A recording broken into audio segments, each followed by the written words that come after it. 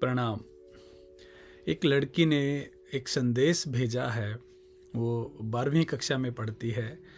उसने बोला है कि जब भी वो घर पे अकेली होती है, या तो नहा रही होती है या फिर कपड़े बदल रही होती है, तो उसके जो पापा हैं, उसके जो पिताजी हैं, सगे बाप हैं जो, वो उसे नग्न अवस्था में देखना चाहते हैं। तो छिप के विभिन्न तरीके से कोशिश करते हैं अपनी ही बेटी को नग्न देखने की, न्यूड देखने की। तो उसने पूछा है कि मैं क्या करूं।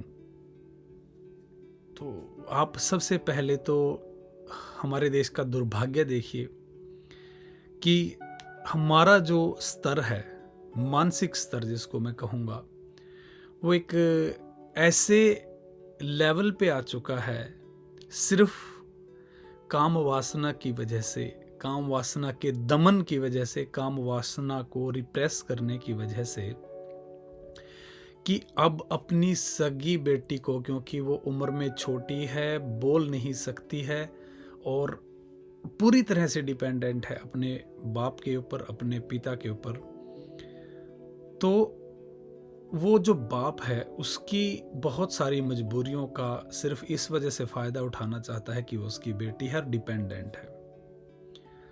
और इससे बड़ा और क्या दुर्भाग्य होगा कि एक बाप को अपनी मानसिकता, अपनी एक साइकोलॉजिकल प्रॉब्लम की वजह से अपनी बेटी को परेशान करना पड़ रहा है। तो भारत में ऐसा एक केस नहीं है, हज़ारों केस हैं जहाँ पर बाप अपनी ही बेटियों के साथ में बहुत बड़ा दुराचार कर रहे हैं। तो आप अंदाज़ा लगाएं कि उस बेटी के ऊपर क्या गुजरती होगी जब भी वो घर पर होती होगी कि मैं घर पर अकेली हूँ, मेरा बाप मुझे कहीं मेरे साथ दुर्व्यवहार ना कर दे, तो कितना इनसिक्योर फील करती होगी वो लड़की। तो इसका कारण क्या है, सबसे पहले तो कारण जानने की कोशिश करेंगे।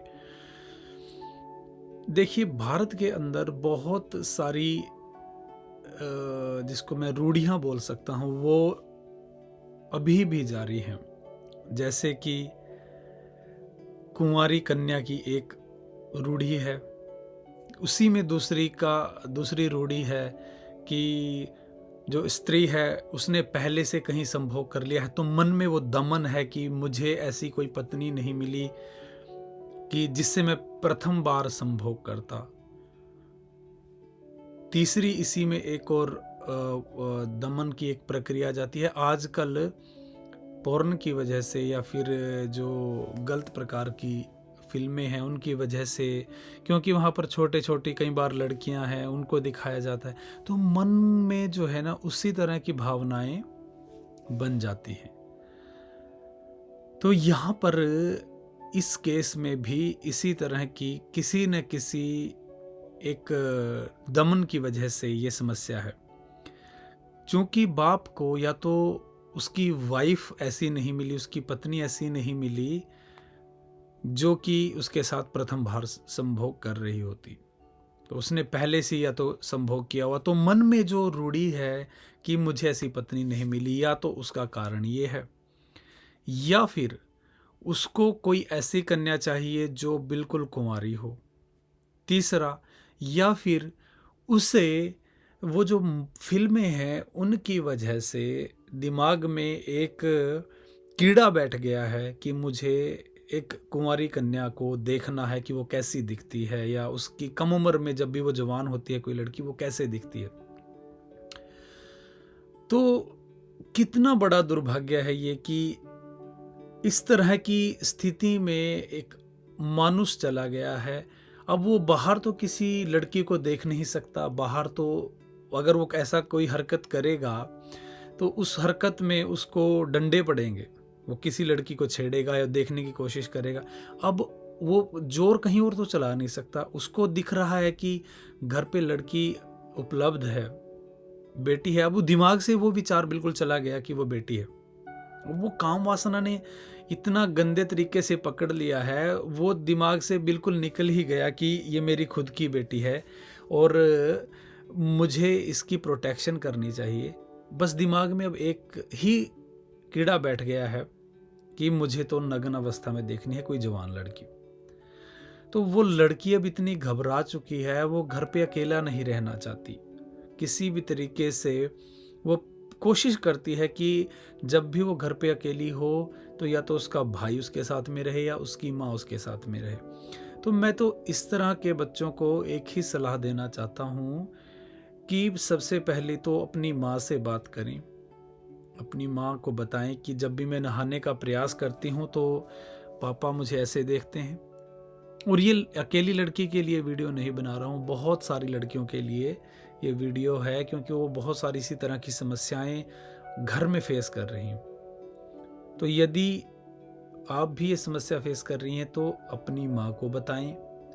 दूसरा, अगर माँ को नहीं बता सकती, घर में बड़ा भाई है या छोटा भाई है उसको बताएं। उसको भी नहीं बता सकती तो भारत में महिलाओं के लिए विशेष नंबर दिया गया है। सबसे पहले प्रूफ इकट्ठा करें। मैं ये नहीं कह रहा हूँ कि सीधा फ़ोन लगाएं, कोशिश करें प्रूफ इकट्ठा करने की, उसके बाद ही कोई कदम उठाएं। और कोशिश करें कि घर पर अकेले ना रहें, क्योंकि जब एक व्यक्ति का मानसिक अवस्था ऐसी हो जाती है तो वो किसी भी स्तर पे जा सकता है।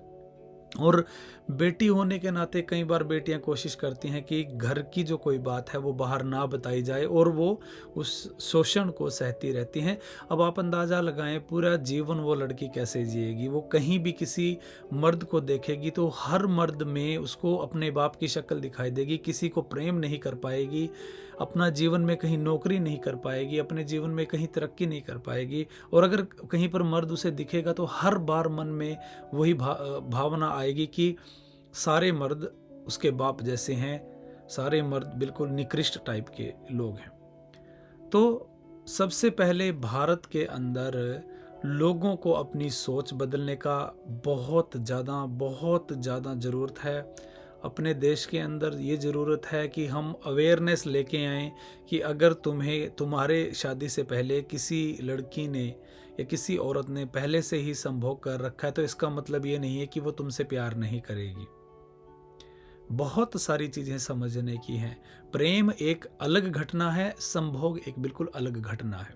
दोनों ही घटनाएं बिल्कुल अलग अलग हैं। हाँ, ये हो सकता है कि संभोग ज़बरदस्ती हो सकता है, लेकिन प्रेम कभी ज़बरदस्ती नहीं हो सकता। प्रेम तो तभी होगा जब वो दिल में भावना उठेगी।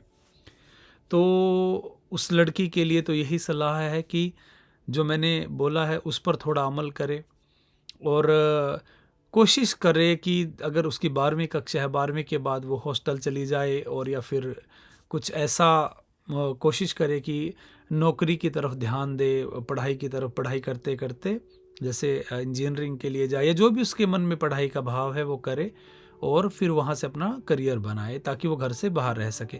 बाकी अपनी माँ को ज़रूर बताए, भाई को ज़रूर बताए और कोशिश करे कुछ एविडेंसेस को इकट्ठा करने की, क्योंकि कल को लोग आजकल भारत के अंदर एक प्रॉब्लम और है, जब भी कोई लड़की इस तरह का कदम उठाती है तो लोग ये बोलते हैं कि इसका तो किसी के साथ में अफेयर है और उस अफेयर को छिपाने के लिए ये अपने बाप पर या अपने रिश्तेदार पर दोष लगा रही है।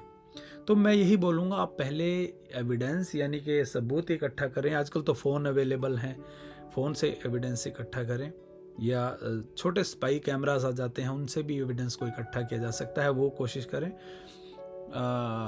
ताकि लोग आप पर विश्वास कर सकें, आप कल को झूठे साबित ना हों और कहीं लोग कल आप पर बुरे लांछन ना लगाएं।